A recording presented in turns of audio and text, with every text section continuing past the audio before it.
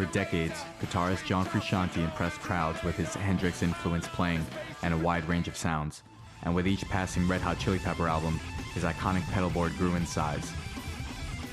Frusciante is known for having consistencies across his pedalboards throughout the years, such as the Boss CE1 Chorus Ensemble, Ibanez WH10 Wah, and the Boss DS2 Turbo Distortion. This is his Californication-era iteration of Frusciante's pedalboard. For this album, his setup was relatively simple, utilizing only 5 pedals. During the By the Way era, his pedalboard grew exponentially, adding the several pedals he used to record the By the Way album. During the Arcadium-era, Frusciante's pedalboard became 3 times the size, accounting for all of the new sounds he achieved on the new album. The addition of the Moog Music Moogerfoogers were to ensure he could replicate the sounds that he achieved in the studio using modular synthesizers in a live setting. This version of Frusciante's pedalboard is the most popular. I'm going to be building a scaled-down version of Frusciante's Arcadium-era pedalboard. In place of some of the more vintage pedals that Frusciante used, I'll be replacing the Boss CE1 Chorus Ensemble with a clone made by Triungulo Lab, and replacing the Germania Mossrite Fuzzmite with a clone made by Del Rey Custom Shop. I'm beginning with a flat pedalboard from Get Off My Case. This style platform is the industry standard for professionals and is the easiest to maintain and troubleshoot. I've already mounted the hardware for the riser to the board. Here, I'm laying the pedals out to get an idea of pedal placement and spacing. The board is being powered by 2 Voodoo Labs Pedal Power 2 Pluses. I'm using the stock 9V cables that are supplied with the Pedal Power 2. It's important to use an isolated power supply to minimize noise and provide the pedals with a consistent supply of necessary power. I'm mounting these power supplies underneath the riser to ensure that none of the power cables are damaged or interfered with. I'm laying a piece of tape down to outline the path that the audio and power cables will be running along when they are laid down. It helps us stay organized and ensure that the cables have enough space to be run across the pedalboard.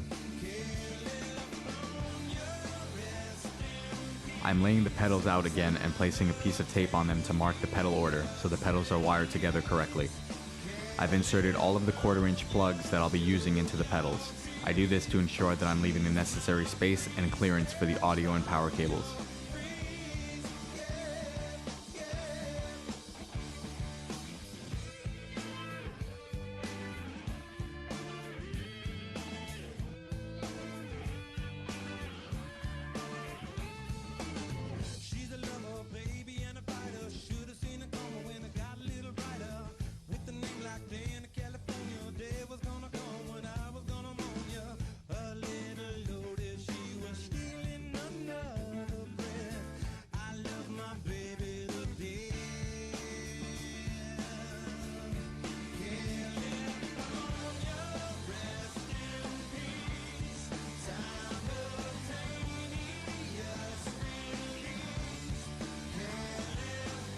I've laid down the zip tie mounts according to the paths I've outlined with tape. At this point, I'm running the power cables from the pedals and running them along the path of zip tie mounts to ensure that the cables are long enough to be run along those paths. It's important to remember that when running power cables, leaving some slack on both ends of the cable will prevent damage to the cable itself and minimize the probability of having to troubleshoot the pedalboard.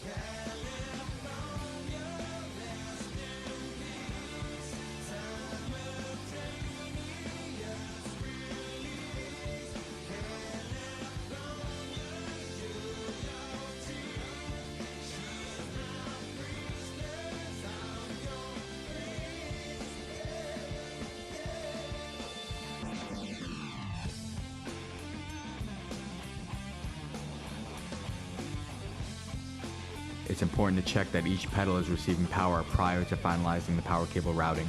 If the pedals aren't receiving power at this stage, it's easier to troubleshoot and fix or change out a power cable.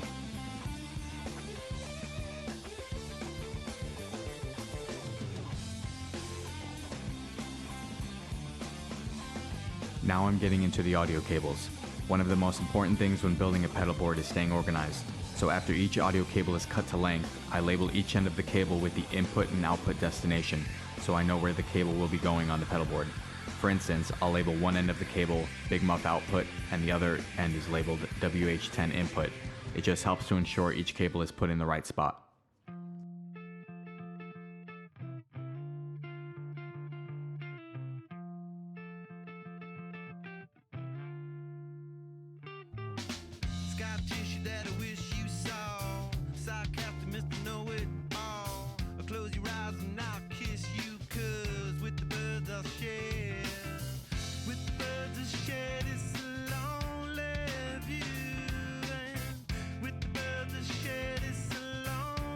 After labeling the cables accordingly, I put the 1/4-inch ends on the cables. This finalizes the audio cable assembly, and I can move on to laying these cables down. For this build, I used the Boss solderless pedal board kit.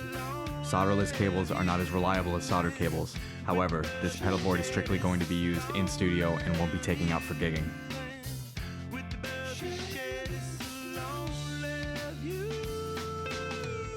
At this point, the audio cables are assembled and I can begin routing and finalizing all of the cabling for the pedal board.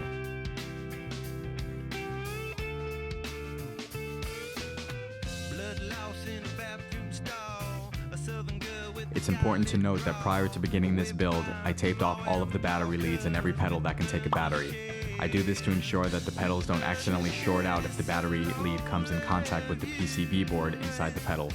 Additionally, instead of Velcro, I've attached the pedals to the board using 3M Dual Lock. It gets a much more secure hold than standard Velcro.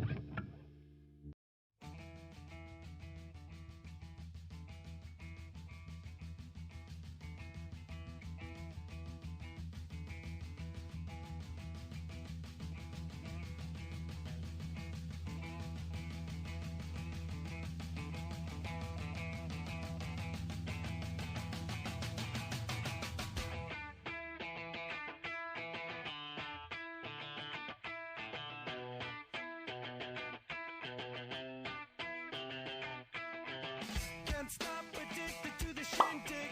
Chop top, it says I'm gonna win big.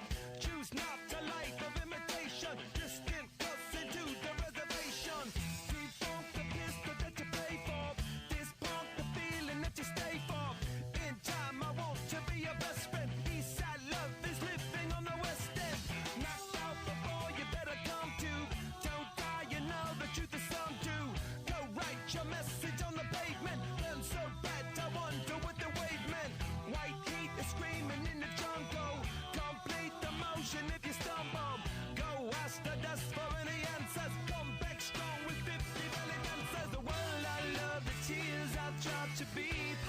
I'm labeling the power supply after I've determined what input each pedal will be using.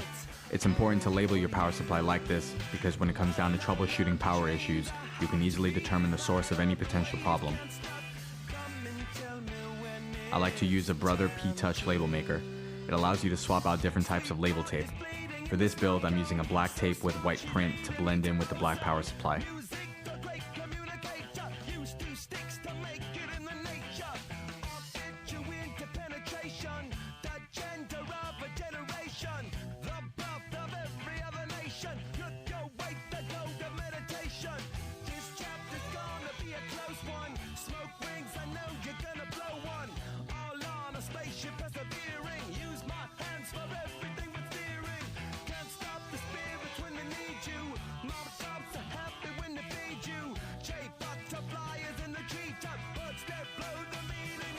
At this point, the audio and power cables have been laid down and plugged in.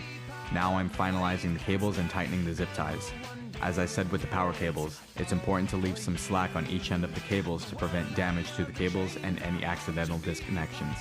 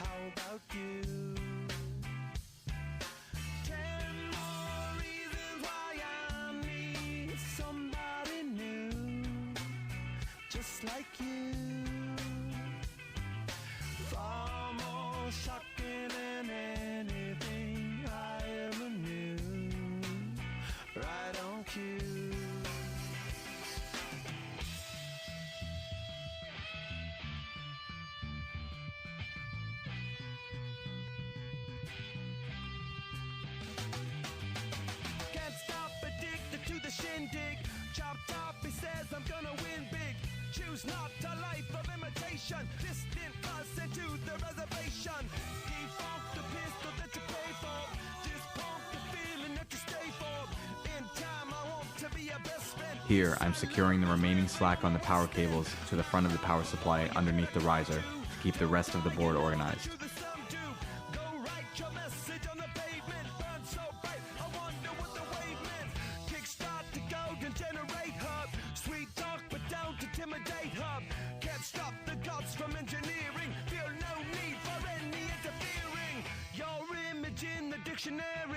This life is more than ordinary. Can I get you maybe even 3 of these? Coming from a space to teach you of the Pleiades. Can't stop the spirits when they need you. This life is more than just a read-through. Here, all of the cables have been routed and plugged in. The pedals have been attached and the riser is ready to be mounted. You can see the coiled instrument cable underneath the riser. That cable is plugged into the Boss DS2. That cable is permanently plugged into the DS2, which avoids having to remove the DS2 from the board every time I need to plug into it. The cable will be stored underneath the riser to prevent damage to it. I can now mount the pedals to the riser and finalize their placement.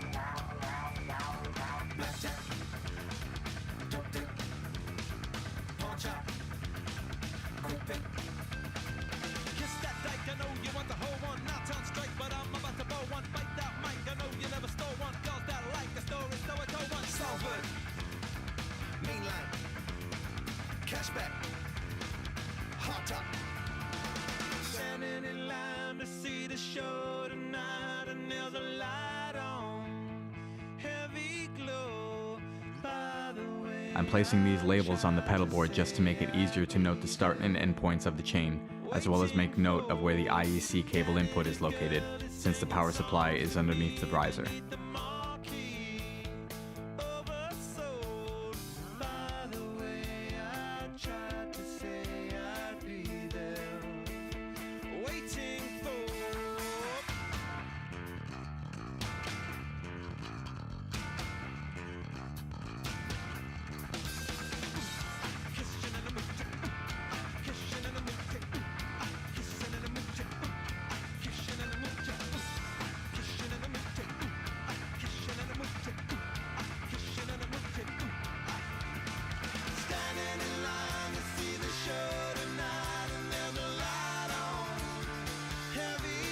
And there you have it, a completed pedal board. The pedal order will be in the description box below, as well as links to all of the pedals and supplies used for this build. Please be sure to hit that like button and subscribe to the channel, and then hit that bell icon to be notified of any future videos.